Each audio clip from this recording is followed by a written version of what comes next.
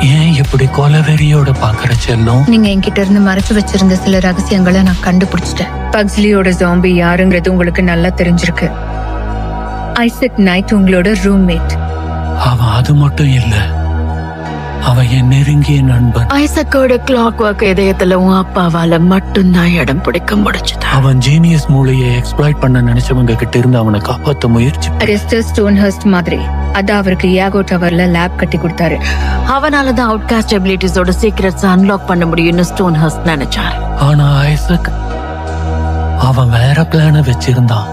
அவன் சயின்ஸ பயன்படுத்தி பிரான்சுவாஸோட ஹைட் எபிலிட்டியை வெளியே எடுக்க முடியும்னு நம்பினான். ஆனா பில்கிரிம் வேர்ல்ட்ல நான் அவனை நேர்ல பாக்குற வரைக்கும் அவன் தான் பக்ஸ்லியோட ஜாம்பின்னு எனக்கு தெரியாது.